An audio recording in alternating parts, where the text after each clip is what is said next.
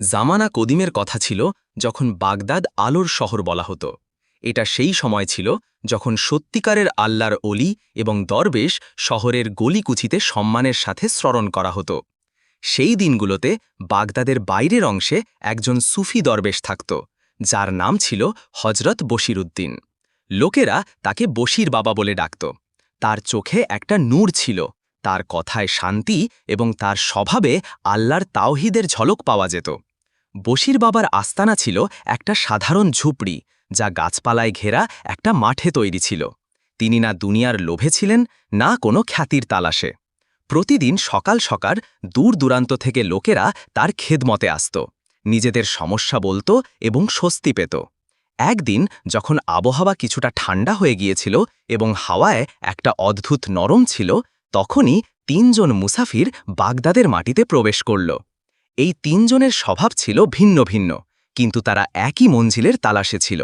হকের তালাশ, শান্তির তালাশ এবং সম্ভবত আল্লাহর কাছে পৌঁছানোর তামান্না। প্রথম মুসাফির ফয়জান ছিল একজন ব্যবসায়ী, যে সম্পদের প্রাচুর্য থাকা সত্ত্বেও মনে অশান্তিতে বন্দী ছিল। তার সম্পদে বরকত অনুভব হতো না। দ্বিতীয় মুসাফির তৈমুর ছিল একজন তরুণ তলোয়ারবাজ, যে যুদ্ধে জয়লাভ করেও ভেতরে ফাঁকা অনুভব করত। তাকে তার গুনাহের জ্ঞান ছিল, কিন্তু তওবার পথ জানত না। তৃতীয় মুসাফির আজিজ ছিল একজন সাধারণ হৃদয়ের গ্রামবাসী। তার জীবনে না কোনো বড় গল্প ছিল, না অভিজ্ঞতা, কিন্তু মনে ছিল আল্লাহকে জানার তীব্র আকাঙ্ক্ষা। তিনজন মুসাফির বাগদাদের লোকদের কাছে জিজ্ঞাসা করতে লাগল, এই শহরে এমন কোনো বুজুর্গ আছেন যিনি তাদের সঠিক পথ দেখাতে পারেন? লোকেরা বশির বাবার ঝুপড়ির দিকে ইশারা করে বলল, যাও, সম্ভবত তোমাদের তালাশ ওখানেই পূর্ণ হবে। তিনজন মুসাফির যখন বাবার আস্থানায় পৌঁছাল, তখন দেখল যে একজন সাধারণ পোশাক পরা সাদা দাড়িওয়ালা বুজুর্গ গাছের ছায়ায় বসে আছেন। তার চোখ বন্ধ ছিল, কিন্তু মুখমণ্ডল ছিল নুরানি। তারা সম্মানের সাথে সালাম করল, আসসালামু আলাইকুম শেখ।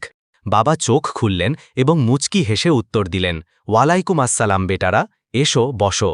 আমি তোমাদের আগমনের আওয়াজ হাওয়ার মাধ্যমে আগেই শুনেছি। তিনজন অবাক হয়ে জিজ্ঞাসা করল, আপনি কিভাবে জানলেন যে আমরা আসছি? বাবা বললেন, যে হৃদয়ে আল্লাহর জিকির হয় তার কাছে কিছুই গোপন থাকে না। তারপর তিনি তিনজনের দিকে তাকিয়ে বললেন, তোমরা তিনজন ভিন্ন ভিন্ন পথ থেকে এসেছ, কিন্তু তোমাদের মঞ্জিল এক, রব্বুল আলামিনের দিকে ফিরে যাওয়া। কিন্তু মনে রাখো, প্রতিটি তালাশ কোরবানি দাবি করে। বাবা ফয়জানের দিকে তাকিয়ে বললেন, তুমি ধনী, কিন্তু তোমার হৃদয় দরিদ্র। তুমি কি কখনো সেই হাত দেখেছ যে দেয় কিন্তু কিছু চায় না? ফয়জান কেঁদে ফেলল, বাবা, আমি অনেক কিছু উপার্জন করেছি, কিন্তু মনের শান্তি পাইনি। আমাকে বলুন, কিভাবে সম্পদকে বরকতে রূপান্তর করা যায়? বাবা বললেন, সম্পদের বরকত তখনই হয় যখন তা মহব্বত এবং খেদমতের জন্য ব্যবহৃত হয়। কাল সকালে তোমরা তিনজন আমার সাথে যাবে এবং প্রথমে ফয়জানের পরীক্ষা হবে। তারপর বাবা তৈমুরের দিকে তাকিয়ে বললেন, তৈমুর, তুমি তলোয়ার চালানোর লোক, কিন্তু নিজের নফসের কাছে পরাজিত হয়েছ। তুমি কি নিজের নফসকে বন্দী করতে প্রস্তুত? তৈমুর মাথা নিচু করে বলল, আমি অনেক মানুষকে আঘাত করেছি, কিন্তু এখন আমি আমার হৃদয়ের জখমের চিকিৎসা চাই। বাবা বললেন, তওবার পথ তলোয়ার দিয়ে নয়, অশ্রু দিয়ে খোলে। তোমার ওপরও সময় আসবে যখন তুমি নিজের অতীতের ছায়া দেখবে। সব শেষে আজিজের পালা এলো। বাবা তার চোখের দিকে তাকিয়ে বললেন, তোমার হৃদয় সরল, কিন্তু প্রশ্ন গভীর। তুমি আল্লাহকে বুঝতে চাও? আজিজ নরমভাবে মাথা নাড়িয়ে বলল, হ্যাঁ বাবা, আমি আল্লাহকে বুঝতে চাই, কিন্তু এটা আমার পক্ষে সম্ভব হয় না। বাবা বললেন, তাহলে তোমার হৃদয়কে আয়না মানাও এবং তার সত্তাকে তাতে খোঁজো। কিন্তু মনে রাখো, যে আয়না ময়লা হয় তাতে ছবি পরিষ্কার দেখা যায় না। তিনজন মুসাফির সেই রাতে বাবার ঝোপড়ির কাছে একটা গাছের নিচে ঘুমিয়ে পড়ল। হাওয়া ঠান্ডা ছিল, কিন্তু হৃদয়ে একটা অদ্ভুত উষ্ণতা ছিল, যেন কিছু নতুন শুরু হতে চলেছে। সকালের আজানের সাথে সাথে বাবা তিনজনকে জাগালেন। চলো, প্রথমে ফয়জানের পরীক্ষার সময় এসেছে। সকালের নরম আলো মাঠকে একটা সোনালি চাদরের মতো ঢেকে রেখেছিল। বশির বাবা তিনজন মুসাফিরকে সাথে নিয়ে ঝুপড়ি থেকে বের হলেন। তার হাতে একটা কাঠের লাঠি ছিল এবং মুখমণ্ডল নূরে ঝলমল করছিল। বাবা ফয়জানকে বললেন, আজ আমরা বাগদাদের সবচেয়ে গরিব বস্তিতে যাব। সেখানকার মানুষ দুই বেলা খাবারের জন্য হন্যে হয়ে থাকে। তোমার সম্পদ সেখানে একটা শিক্ষা হয়ে পৌঁছাবে। কিন্তু মনে রাখো, দেওয়া সহজ নয়, যখন নিয়তে ব্যবসা থাকে আজ শুধু দেবে রবের রেজার জন্য, নাম ছাড়া, পুরস্কার ছাড়া। ফয়জান তার থলি তুলে নিল, যাতে সোনা রূপার মুদ্রা ছিল। সে বসির ডাবার পিছনে চলল। যখন তারা বস্তিতে পৌঁছাল তখন দেখল ভাঙা ঝুপড়ি, খালি পায়ে শিশুরা, বৃদ্ধ মানুষ যাদের চোখে আশার একটা কিরণ ছিল। বাবা বললেন, যাও, কিন্তু নিজের নাম বলবে না এবং একটাই প্রশ্ন এড়িয়ে যাবে, কেন দিচ্ছ? যদি কেউ জিজ্ঞাসা করে তবে বলবে মালিকের হুকুম। ফয়জান প্রতিটি ঝুপড়িতে গেল, চুপচাপ মুদ্রা রেখে দিল, শিশুদের খাবারের থলি দিল এবং প্রতিবার উত্তর দিল মালিকের হুকুম। যখন সে বাবার কাছে ফিরে এলো তার চোখে অশ্রু ছিল। বাবা, আজ আমি সম্পদের মানে বুঝেছি। আজ প্রথমবার মনে হল যে এটা আমার হাতে আমানত ছিল, মালিকানা নয়। বাবা মুচকি হাসলেন। এখন তুমি বরকতের হাকিকত জেনেছ। আল্লাহ যখন দেয় তখন কখনো হিসাব নেয় না, কিন্তু আমরা যখন দিই তখন শত প্রশ্ন করি। ফয়জানের পরীক্ষার পর এবার তৈমুরের পালা। পরের সকালে বাবা তৈমুরকে ডাকলেন। আজ তোমার দিন। সেই পুরানো কেল্লায় যেতে হবে, যেখানে তুমি এক সময় তোমার শত্রুদের হারিয়েছিলে। সেখানে একটা জখমি রূহ তোমার অপেক্ষায় আছে। তৈমুর অবাক হল। বাবা, সেখানে তো কেউ বেঁচে নেই। বাবা বললেন, যাও এবং দেখো কে বেঁচে আছে। তৈমুর একা কেল্লার দিকে গেল। সেই জায়গা ছিল বিরান, দেয়াল ভাঙা ছিল এবং পুরানো যুদ্ধের চিহ্ন তখনও ছিল। তখনই একটা ঝুপড়ির কাছে তাকে একজন বৃদ্ধ ফকির দেখা গেল, যে জখমি অবস্থায় বসেছিল। তৈমুর জিজ্ঞাসা করল, তুমি কে? সে বলল, আমি সেই যাকে তুমি বহু বছর আগে তলোয়ার দিয়ে জখম করেছিলে, কিন্তু হত্যা করনি। আমি প্রতিদিন দোয়া করি যে আমার জালিম ফিরে আসুক, যাতে আমি তাকে ক্ষমা করতে পারি। তৈমুরের রুহ কেঁপে উঠল, সে মাটিতে লুটিয়ে পড়ল। বাবা, আমি গুনাহগার, আমাকে ক্ষমা করে দাও। বৃদ্ধ ফকির মুচকি হেসে বলল, আল্লাহর কাছে সত্যিকারের তওবা করো, তিনি সবচেয়ে বড় ক্ষমাকারী। এই ঘটনার পর যখন তৈমুর ফিরে এলো তার মুখমণ্ডল বদলে গিয়েছিল। সে তার তলোয়ার বাবার পায়ের কাছে রেখে বলল, এখন এটা আমার নয়, আল্লাহর আমানত। বাবা দোয়া দিলেন এবং বললেন, তৈমুর, এখন তুমি হকের সিপাহী হয়ে গেছ। একজন সত্যিকারের তওবাকারী আল্লাহর প্রিয় হয়ে যায়। ফয়জান এবং তৈমুরের পরীক্ষার পর এবার আজিজের পালা। বাবা বললেন, তোমার না কোনো পরীক্ষার প্রয়োজন, না কোনো সফরের। আমি তোমাকে একটা বই দেব, কিন্তু তাতে কোনো শব্দ থাকবে না, তবুও তুমি তা পড়বে। আজিজ অবাক হল, শব্দ ছাড়া বই কিভাবে পড়া যায়? বাবা একটা খালি বই দিলেন এবং বললেন, এটি প্রতিদিন সকালে সূর্য ওঠার আগে খোলো এবং প্রতি রাতে চাঁদের আলোয় বন্ধ করো। এটা তোমাকে তোমার মুখ দেখাবে, সেই মুখ যা রব তৈরি করেছিলেন কিন্তু নফস লুকিয়ে রেখেছে। আজিজ তাই করল। প্রথম দিন কিছুই বুঝতে পারল না। দ্বিতীয় দিন একটা ছবি উঠল, তৃতীয় দিন একটা প্রশ্ন উঠল এবং সপ্তম দিনে গুনাহে কালো তার হৃদয় দেখা দিল।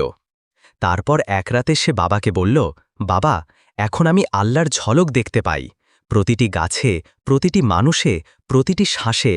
বাবা বললেন, এখন তুমি তা দেখতে পাচ্ছ, আল্লাহর নূরের ঝলক যা তোমার ভেতরে ছিল। তিনজন মুসাফির এখন বদলে গিয়েছিল। ফয়জান সম্পদকে খেদমতের মাধ্যম বানিয়েছিল। তৈমুর তলোয়ার ছেড়ে লোকদের শান্তির পথ দেখাতে শুরু করল। আজিজ লোকদের হৃদয়ের বই পড়তে এবং শেখাতে শুরু করল। বাবা তাদের শেষবার ডেকে বললেন, এখন সময় হয়েছে যে তোমরা নিজ নিজ শহরে ফিরে যাও এবং সেখানে নূর ছড়াও। কিন্তু মনে রেখো, আসল সফর এখন শুরু হয়েছে। ঝুপড়ির বাইরে গাছের নিচে সেই চিরচেনা শান্তি ছড়ানো ছিল। সূর্যের সোনালি কিরণ গাছের ডালপানা থেকে ছেঁকে মাটিতে নূর ছড়াচ্ছিল।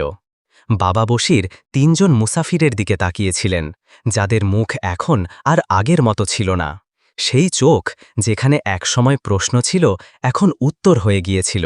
বাবা বললেন, এখন তোমাদের যেতে হবে, কারণ যা শিখেছ তা অন্যদের কাছে পৌঁছাতে হবে। তিনজনের মুখে বিষণ্ণতা ছিল। ফয়জান বলল, বাবা, মন চায় না আপনাকে ছেড়ে যাই।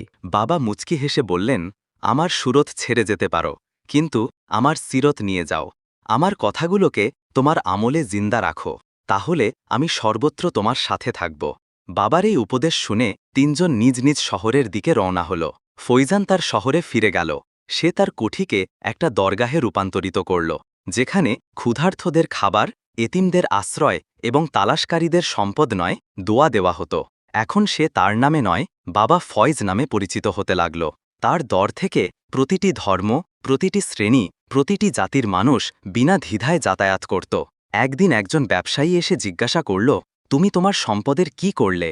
ফয়জান উত্তর দিল, আসল সম্পদ তা যা মানুষের জীবন বদলে দেয়। যা শুধু আমার তিজোরিতে ছিল তা ছিল বোঝা। তৈমুর এমন এক শহরে গেল যেখানে বিদ্রোহ এবং যুদ্ধের পরিবেশ ছিল। সেখানকার মানুষ তলোয়ার দিয়ে কথা বলতে শিখেছিল। কিন্তু তৈমুর আর সেই তৈমুর ছিল না। সে মসজিদ তৈরি করল, শিশুদের জ্ঞান শেখাল এবং তরুণদের যুদ্ধ নয়, শান্তির শক্তি বোঝাল। কিন্তু একদিন তার সামনে সেই শত্রু এসে দাঁড়াল যে তার বাবাকে হত্যা করেছিল। লোকেরা বলল, এখন তৈমুর প্রতিশোধ নেবে। কিন্তু তৈমুর বলল, যে প্রতিশোধ নেয় সে খুনি হয়। আমি সেই আল্লাহর বান্দা যিনি সবাইকে ক্ষমা করেন। সে শত্রুকে জড়িয়ে ধরল এবং পুরো শহর দেখল যে একজন তলোয়ারবাজ হৃদয় দিয়ে জয়লাভ করেছে। আর আজিজ একটা ছোট গ্রামে ফিরে গেল যেখানে মানুষ শুধু ক্ষেত আর বৃষ্টির ওপর নির্ভর করে জীবনযাপন করত। সে সেখানকার মানুষকে হৃদয়ের বই পড়তে শেখাতে শুরু করল। প্রতিদিন সকালে সে একটা গাছের নিচে বসত, চোখ বন্ধ করত এবং বলত, যে নিজেকে পেয়েছে সে রবকে পেয়েছে। ধীরে ধীরে গ্রামবাসীদের জীবনে নূর নামতে লাগল। তাদের ঝগড়া মিটে গেল, হৃদয় পরিষ্কার হতে লাগল এবং গ্রামটি নূরাবাদ নামে পরিচিত হল। মাস কয়েক পরে যখন হাওয়ায় সুবাস এবং আবহাওয়ায় একটা অদ্ভুত তাসির এলো, তখন ৩ জন মুসাফির আবার বাগদাদে পৌঁছাল। তারা বশির বাবার ঝোপড়ির দিকে ছুটল, কিন্তু এখন সেখানে সান্নাটা ছিল। গাছ ছিল সেখানেই, কিন্তু বাবার চাটাই খালি ছিল। এক কোণে একটা কাঠের তক্তি ছিল যাতে লেখা ছিল, আমি সেই সফরে চলে গেছি যেখানে প্রতিটি পথ আল্লাহর দিকে যায়। কিন্তু যে আমার কথাগুলো হৃদয় দিয়ে পড়বে সে আমাকে প্রতিদিন পাবে। এটা দেখে ৩ জনের চোখ থেকে অশ্রু গড়িয়ে পড়ল। কিন্তু তারপর তারা হাত তুলে দোয়া করল, হে আল্লাহ, যে দরবেশ আমাদের জীবন শিখিয়েছেন তার রুহকে শান্তি দাও এবং আমাদের তার বার্তা ছড়ানোর তৌফিক দাও। বাগদাদের এক আল্লাহর দরবেশ এবং ৩ মুসাফিরের গল্প আমাদের শেখায় যে মানুষের জীবনের উদ্দেশ্য শুধু সম্পদ, শক্তি বা জ্ঞান অর্জন নয়, বরং সেগুলোকে অন্যদের কল্যাণে ব্যবহার করা। এই গল্প থেকে আমরা ৩টি গুরুত্বপূর্ণ শিক্ষা পাই। ১. সম্পদ ততক্ষণ বোঝা যতক্ষণ তা কোনো প্রয়োজনী মানুষের সাহায্য না করে। ফৈজান শিখিয়েছে যে সম্পদ আল্লাহর আমানত এবং আসল বরকত তখনই হয় যখন তা বণ্টন করা হয়। ২. শক্তির আসল উদ্দেশ্য প্রতিশোধ নয়, বরং ক্ষমা করা এবং শান্তি ছড়ানো।